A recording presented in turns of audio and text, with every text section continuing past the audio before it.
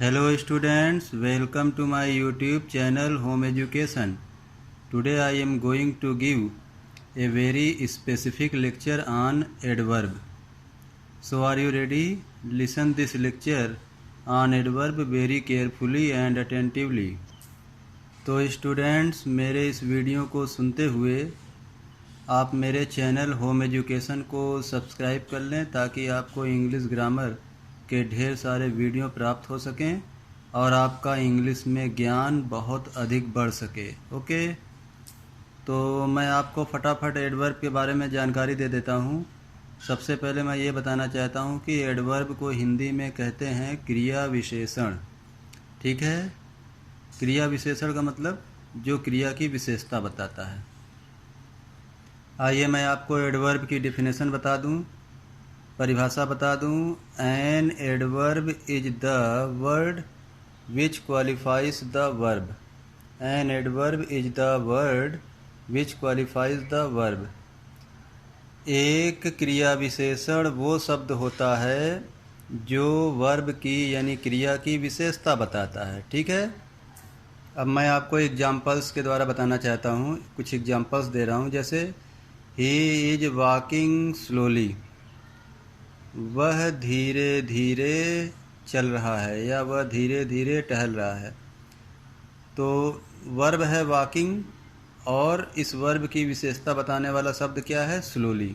ठीक है, दूसरा एग्जाम्पल देखिए। She is doing exercise regularly, वह नियमित रूप से, रेगुलरली मीन्स नियमित रूप से, वह नियमित रूप से व्यायाम कर रही है, एक्सरसाइज कर रही है। तीसरा एग्जाम्पल देखिए। They came to my house untimely, वे मेरे घर असमय आए, मतलब ऐसे समय आए जो उचित नहीं था। तो मैंने 3 एग्जाम्पल दिए जिसमें एडवर्ब का प्रयोग हुआ है। अब मैं आपको कुछ और ख़ास बात बताना चाहता हूँ। एडवर्ब जो होता है वो एक शब्द का होता है। ठीक है, और एडवर्ब में लास्ट में ly लगा होता है। ठीक है, आप देख रहे हैं स्लोली में लास्ट में ly लगा हुआ है, मैंने उसको हाईलाइट भी किया है। रेगुलरली में भी लास्ट में ly लगा हुआ है, मैंने उसको हाईलाइट किया है। अनटाइमली में भी लास्ट में ly लगा हुआ है जिसको मैंने हाईलाइट किया है। अब मैं आपको ये बता दूं, जो निगेटिव एडवर्ब होता है उसके बिगिनिंग में, उसके शुरू में अन लगा होता है, मतलब प्रीफिक्स अन लगा होता है। ठीक है, तो इस तरह से आपने एडवर्ब के बारे में जानकारी प्राप्त किया। एडवर्ब एक शब्द का होता है, जैसे देखिए स्लोली, रेगुलरली, अनटाइमली। एडवर्ब एक शब्द का होता है और दूसरी जानकारी क्या है? एडवर्ब में लास्ट में ly लगा होता है। तीसरी जानकारी, निगेटिव एडवर्ब में प्रीफिक्स अन लगा होता है। ये जानकारी होना आपको बहुत ज़रूरी है। ठीक है, एडवर्ब सीखने के बाद अब आपको सीखना है एडवर्बियल फ्रेज। अब एडवर्बियल फ्रेज क्या होता है इसकी डेफिनेशन देखिए। क्या है डेफिनेशन, परिभाषा क्या है? When A group of words define a verb is called adverbial phrase. जब शब्दों के एक ग्रुप किसी वर्ब की विशेषता बताते हैं, किसी वर्ब को डिफाइन करते हैं, तो उन्हें एडवर्बियल फ्रेज कहते हैं। ठीक है, ये रही एडवर्बियल फ्रेज की डेफिनेशन। अब मैं एडवर्बियल फ्रेज का कुछ एग्जाम्पल दे दूं जिसमें एडवर्बियल फ्रेज प्रयोग हुआ है। जैसे एग्जाम्पल 1 देखिए। He is going to his office in a regular way, वह अपने ऑफिस नियमित रूप से जा रहा है। तो मैंने जो ये ब्लैक पेन से लिखा है ये एडवर्बियल फ्रेज है। ठीक है, बिल्कुल डिफरेंट पेन से मैंने लिख दिया है, ये एडवर्बियल फ्रेज है। क्यों? क्योंकि ये ग्रुप ऑफ वर्ड्स है जो कि वर्ब को डिफाइन करता है। वह अपने ऑफिस नियमित रूप से जा रहा है, मतलब जा रहा है तो कैसे जा रहा है? नियमित रूप से जा रहा है। तो ये जो नियमित रूप से है या इन ए रेगुलर वे है, इसे एडवर्बियल फ्रेज बोलेंगे। एक एग्जाम्पल और देखिए। She is learning English in A punctual manner, वह अंग्रेजी या वह इंग्लिश पंक्चुअल तरीके से, नियमित तरीके से सीख रही है या नियमित ढंग से सीख रही है। तो एडवर्बियल फ्रेज को मैंने डिफरेंट पेन से लिखा है। देखिए ये ग्रुप ऑफ वर्ड्स हैं जो कि वर्ब को डिफ़ाइन करते हैं। वर्ब क्या है? लर्निंग।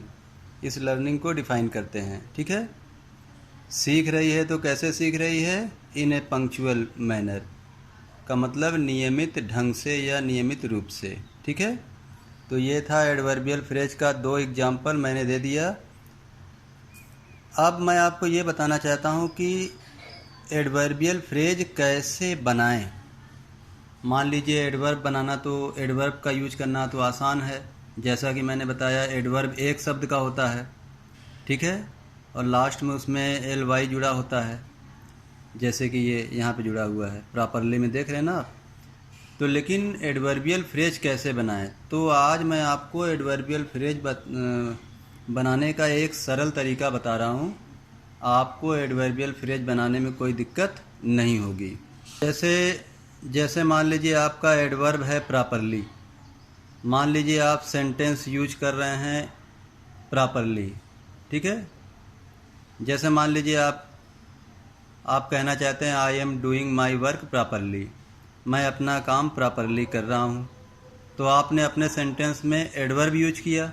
ठीक है, लेकिन अगर आपको अपने सेंटेंस में एडवर्बियल फ्रेज यूज करना है तो प्रॉपरली की जगह आप क्या यूज करेंगे? ये सवाल होता है कि एडवर्ब को एडवर्बियल फ्रेज में कैसे बदलें। तो आपको मैं इसका आंसर दे रहा हूँ। जैसे देखिए प्रॉपरली मैंने यहाँ पर लिख दिया। अब जैसे ही आप इसको एडवर्बियल फ्रेज में बदलना चाहते हैं तो आप अपनी तरफ से इन ए लिख लें। मतलब इन ए आपको लिखना ही लिखना है। उसके बाद जैसा कि मैंने बताया था, एडवर्ब में लास्ट में ly जुड़ा होता है, तो उस ly को आप माइनस कर दीजिए तो बचा क्या? प्रॉपर। ये एडजेक्टिव वर्ड बचा प्रॉपर। तो इन ए और आपने फिर प्रॉपर लिख लिया। उसके बाद फिर बच रहा है लास्ट में ly यानी ली। इस ली को आप वे लिख लीजिए या मैनर लिख लीजिए। तो इस तरह से आपका एडवर्बियल फ्रेज बन गया। देखिए प्रॉपरली इन ए अपनी तरफ से लिखा, फिर एडजेक्टिव प्रॉपर लिख दिया और ly की जगह वे या मैनर भी लिख सकते हैं, इन ए प्रॉपर वे। ठीक है, इसी तरह से क्विकली है, इन ए अपनी तरफ से लिखिए, फिर एडजेक्टिव वर्ड है क्विक, उसको आप लिख लीजिए और ली की जगह आप वे या मैनर लिख लीजिए। तो इन ए क्विक मैनर या इन ए क्विक वे। तो देखा आपने, एडवर्ब से एडवर्बियल फ्रेज आपने बनाया कितने आसानी से। ठीक है, तो इस तरह से आप अपने सेंटेंस में एडवर्ब भी यूज कर सकते हैं और एडवर्बियल फ्रेज भी यूज कर सकते हैं। ठीक है, तो स्टूडेंट्स कैसा लगा ये मेरा एडवर्ब पर बना हुआ वीडियो? आशा करता हूँ आपको पसंद आया होगा। मेरे इस चैनल को सब्सक्राइब करिए, मेरे इस वीडियो को शेयर करिए ताकि लोगों का इंग्लिश ग्रामर का नॉलेज और अधिक बढ़ सके। ओके, थैंक यू, जय हिंद।